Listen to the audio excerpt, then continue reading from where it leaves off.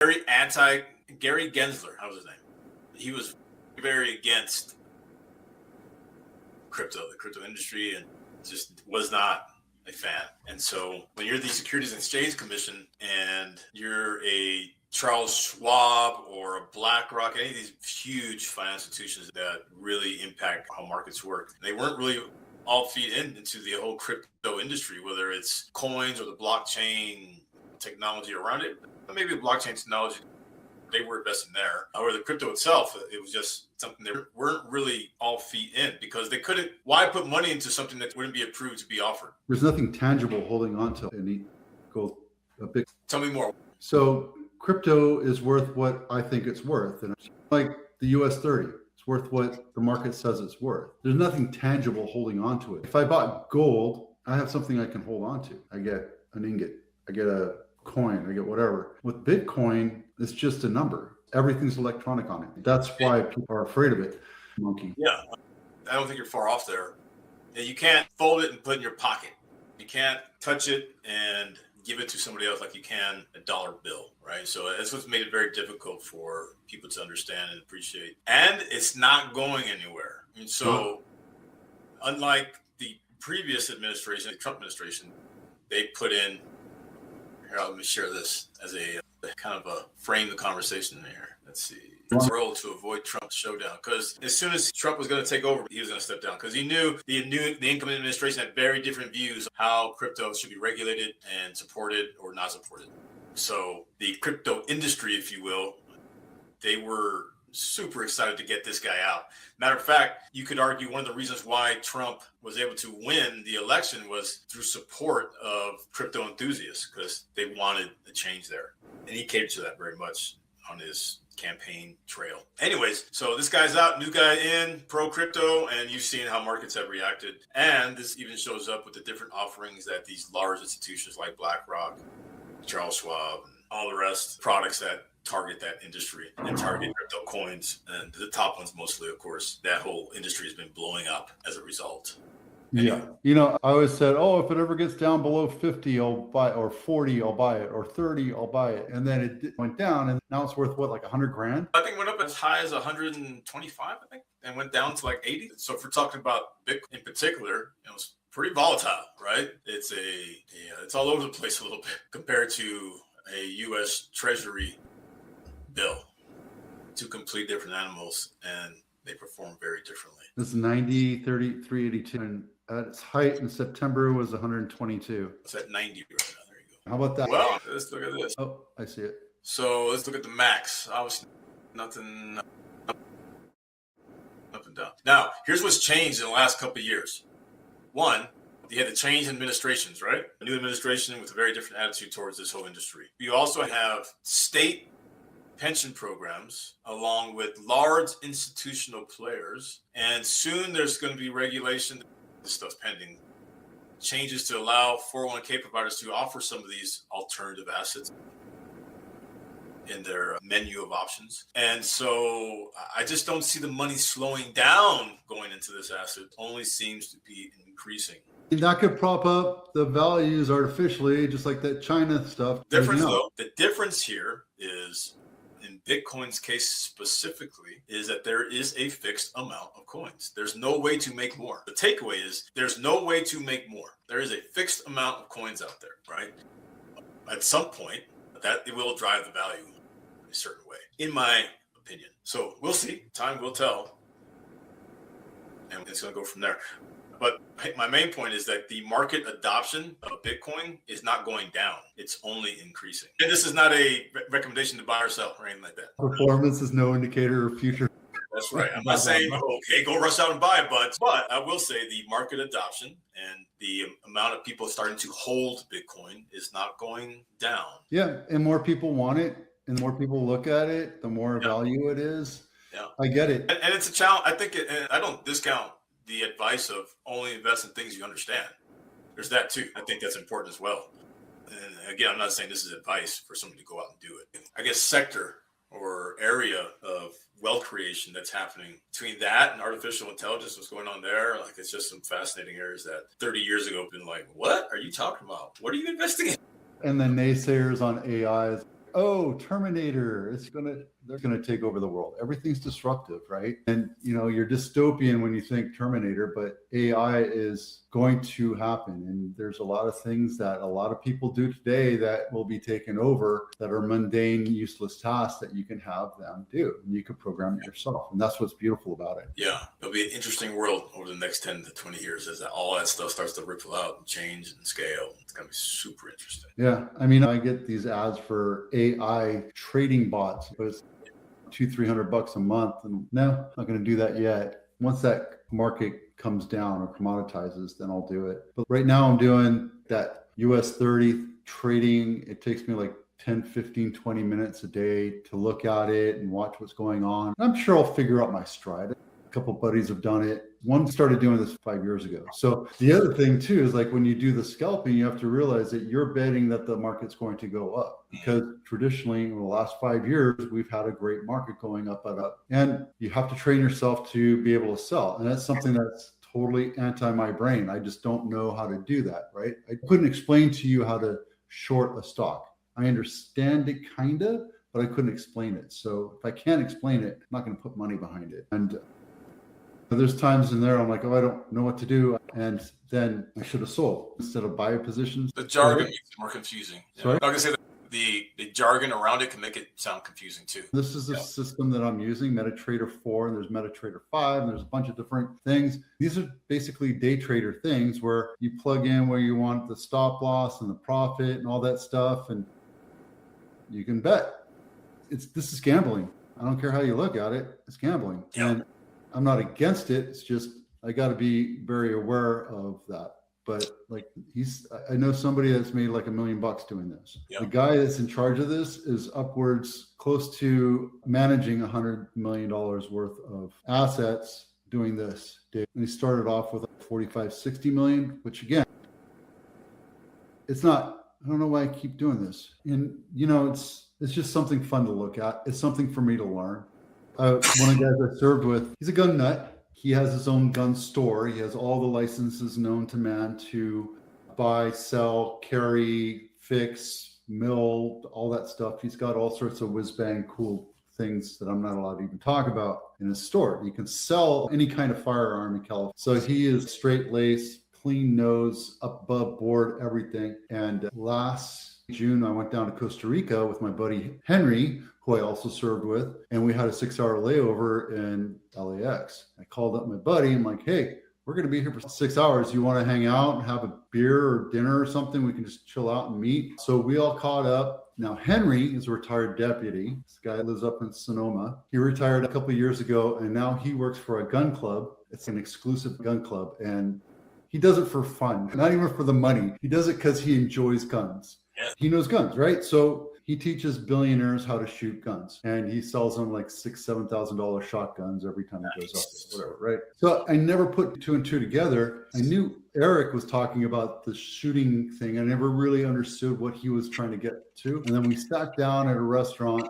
and he started pitching this idea. I'm like, oh, Henry does this. And so now they're talking, we're doing this, and we're looking at buying property, 600 acres, and we're trying to figure out how to fund it and get income in right away. And as a matter of fact, he came in today saying, we have this artifact that we found from World War II and it's worth X amount of money. Do you think we can trade it for the land? I'm like, oh, well, it's not unheard of, but let's see. And now it's like syndications. Like, that's a natural thing. One of the things you and I were talking about a few minutes ago was me investing in syndications, where these guys are bringing up 10, 20, 30, 40 million dollars to buy property and do something with it, and then selling it off or doing what have you, right? But this is kind of a different thing, where it's more like a business idea of a syndication, where we buy the land and we put agriculture on it, we put alternative power on it, and then we put shooting class eventually. And if that doesn't work, then we can entitle it and put parcels on it and build houses on it. So it is what it is. And it's like,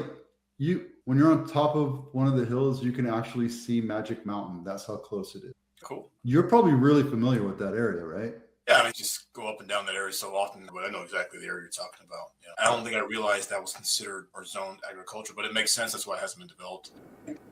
As urbanization pushes outward Yeah. and you get a rezoning agreement, that problem has already been solved. The other parts are financing this and trying to figure out how to go for the next 5 years. He sells guns. His services are fixing, repairing, and making guns, that type of stuff. But he also does CCW. But we're also talking about doing like self-defense, that kind of stuff. The big win here would be we would put a country clubhouse on the property, and the members would have access to that. And it would be more like a golf country club, except for shooting. Yeah. This reminds me of, I used to have a gentleman I worked with out in the East Bay, and they had something like this. It wasn't quite as robust in the offerings that you guys are thinking about. It was just north of San Francisco there somewhere. They would go duck hunting and do all that stuff there. Very similar. It sounded really cool. Like they had to buy into it, kind of kept it only a certain number. And so it's kind of very exclusive and they could enjoy themselves on this property. It's my lady. Oh, dog. Go Yeah, so obviously there's membership levels, right? Yeah. Being exclusive, silver, platinum, black card. Awesome idea. And that area is great for it. Yeah, I mean, there's a ton of money up there, and there's Hollywood, and you can bring up Hollywood people, and we would give access to the local jurisdictions. They would have access to their range, and we're even talking about bringing in members as low as $100 a month, where you have access to whatever range you want any day of the year, outside of certain events or what have you. And we'd only need, just to cover the basics, we would need 300 memberships. So not really worried about the monthly revenue coming in, because on top of that, CCW classes will bring in about 8 to 10 grand a week.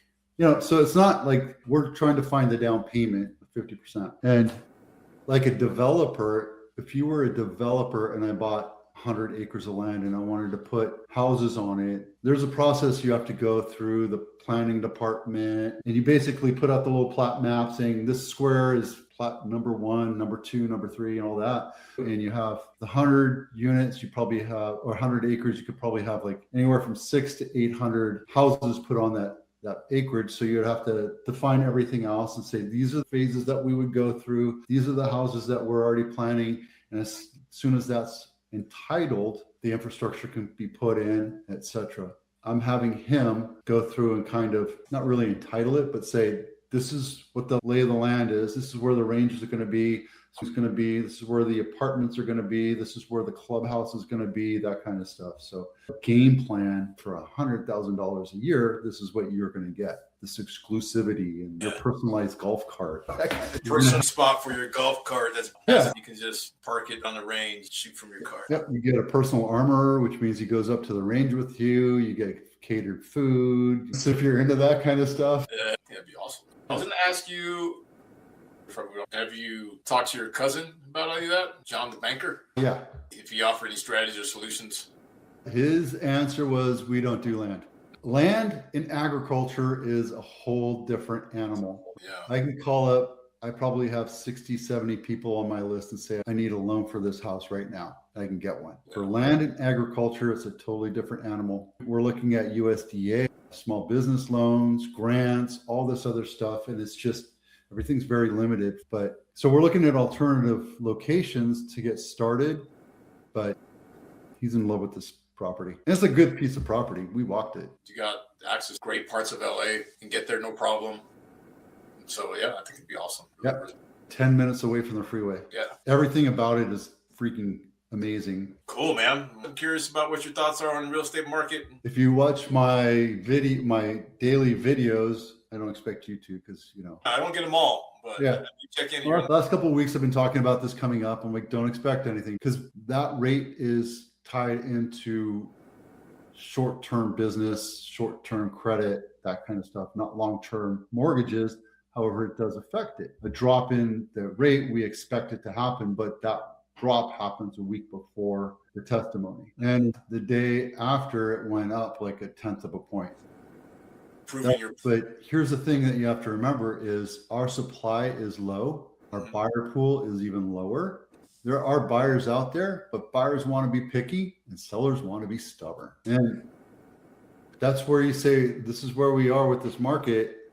Are we going to go down? Are we going to go up? And that's all determined by employment, by the economy, by the stock market, by everything, because it's a big house of cards. Healthcare credit, automotive, military. We're all tied into everything. And whether you like him or not, Trump is shaking stuff up, right? He's taking away all this aggregate spending. He just said something about all the money that we're giving away to different countries that's getting axed out. You know, he's doing all those deep dives into Minnesota and Detroit and all this stuff to find out where all that money's going. So all this money's getting tied up.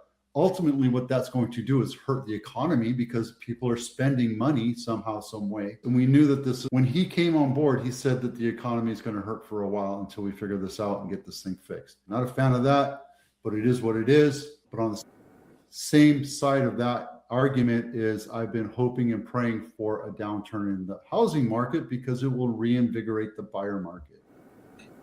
That's right. For the last 25, 30 years, we've been a seller's market, and sellers are spoiled. I expect this much money for my house. If the market crashes, it's not going to be easy. Yeah, that's right. And same thing for equity markets. It does kind of rhyme in that, you know, there is a lot of reasoning out there to say that some kind of correction is due or even overdue and some kind of pullback should be happening. I'd love to say I'd want to see the market crash, but I know that would hurt as many people as when, you know, you lose out trying to buy a house or trying to make ends meet. So when there's a market crash, more people get unemployed, more people lose their savings, and more people get hurt. But I think we're very artificially inflated right now. Well, and a healthy market is supposed to have those kind of pullbacks. It's just very much like a forest that doesn't go through controlled burns or natural burns. If it's kept from those burns, when it finally goes up, it's even bigger.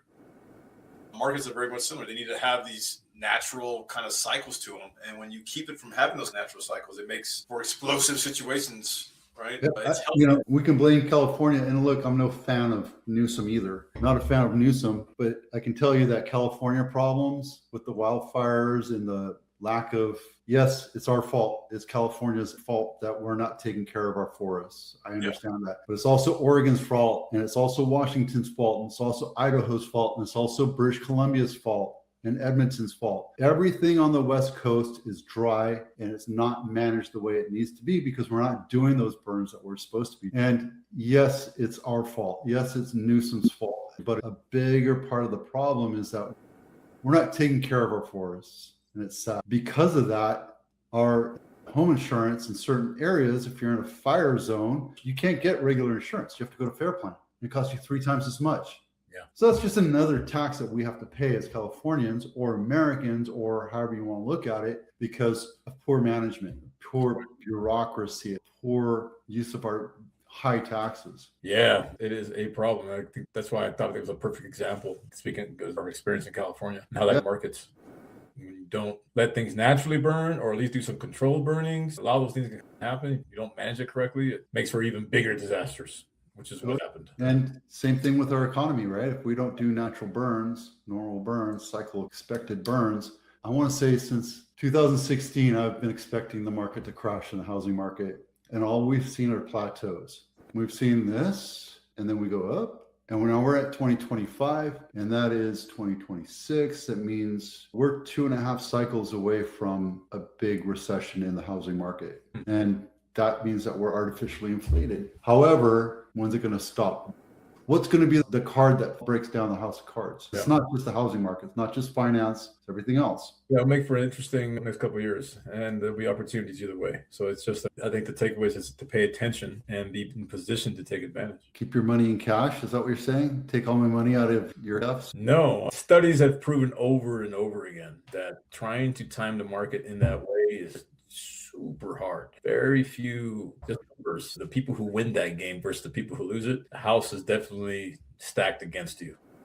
And just by selling the winners and buying the losers, which is contrary to what most people do. You sell the stuff that went up and you buy the stuff that goes down. It's very simple. We can complicate it by trying to get too crafty, I think. So, however, if we just consistently buy what goes up and sell what goes down, we will win. It's just exaggerated. When there's big market corrections, there's bigger discounts out there to go grab. Maybe not be as much to sell anymore, right? There'll be some losers out there who will go out of business for sure. And what was that stock I told you to buy $500 worth? Yeah, it's really hard. I mean, sometimes stuff works out. At one point, though, it shot up. It would have been a good time to sell it, but it's just hard to know when. Yeah, that's the thing, man. I'm like a cat chasing that laser every day. real estate. Oh, okay. And then I'm off doing something else. I don't have that time or bandwidth to be able to do that. And most people don't. And you can't time a market if you're doing that. And the simple wealth, inevitable wealth is one way to go about it. And you can always have some money in another bucket going after bigger things, just like what you're doing. So things are spread out. You got different strategies doing different things. It's scary too, because the market could turn tomorrow. Yeah. That money gets frozen up, and I'll get most or all of it back, but it gets tied up. And then I have to go through a foreclosure process and all that stuff. So it could be a pain in the butt. So this is my first one, and we'll see what happens. Yeah, almost end of the year. So what we'll be doing is a lot of tax loss harvesting in these investable accounts, retirement accounts that if you make money this year, you got to pay taxes on it this year. Basically, brokerage accounts, investments accounts, right? These taxable accounts. And they're really like this. I would call them the real Swiss Army knife of financial products, only because you can do so much. You have so much more flexibility in a taxable investment account, which is one of the accounts you have. Because there's, even when you lose money, so to speak, or lose value in these accounts, there's an opportunity to help manage taxes. So we'll be selling stuff that went down in value and harvest the tax loss to help deduct off tax burdens. Use that money to buy some other stuff that'll. Yeah, I'll take it all day long. We'll be doing some of that stuff. We'll see. You said next time you want to talk to a strategic financial guy, like an accountant of some sort. Oh, yeah. I think we should bring on a CPA that's really good at future planning around taxes, as opposed to just past planning around taxes. That's what most, I wouldn't say most, I don't know that's fair. A lot of, I'd say, tax professionals come into two different camps. One, they focus on what has happened. They don't do a whole lot of future planning.